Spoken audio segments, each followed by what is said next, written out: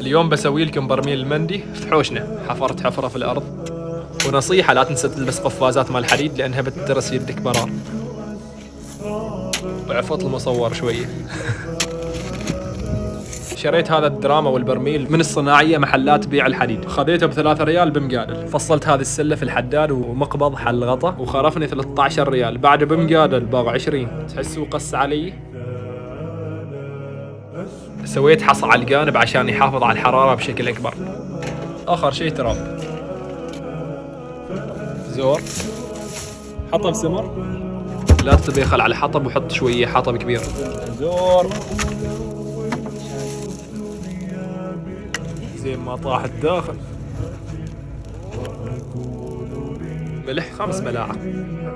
صفار البيض بالزعفران. هذا شكله صور الشاشة، ما غالب 200 بيسة. فلفل اسود وخلطنج نص ذبيحة، رش من الخلطة اللي سويناها ودهنه، بعدين مرة قلبه ودهنه. تقريبا كل قطعة ملعقة. لغدوها بسكين. روزماري عماني أو الشوع، وهذه شجرته زارعينها في حوشنا، ما شاء الله تعطي اللحم طعم جميل. هذا عيش القاضي، حوالي 7 أكواب عيش. نغسله بدون نقع في الماء. بهارات صحيحة، نوزن الملح، زيت زيتون، واتر لقياس فوق العيش بسنتيمترين. الطابق الثاني اللحم والطابق الأول العيش. تأكد أن كل الحطب تحول إلى قمر. إذا شيء قطعة باقية شيلها.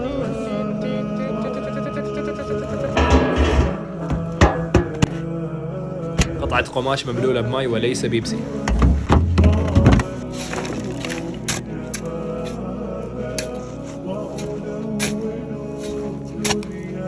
تأكد انه ما يخرج دخان بعد الدفن، يعني يحترق. 2.25 ساعة تحت الأرض.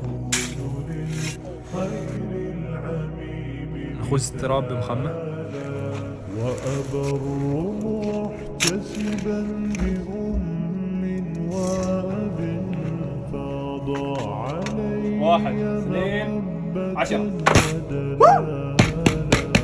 وأكون ما شاء الله كيف نثري. عملي التطوع بصل محترق. وأصوغ من عزم الرجال مجال وباقي ويش صار طنك. شوفوا بس كيف ذايب، وياكلوه بالفم.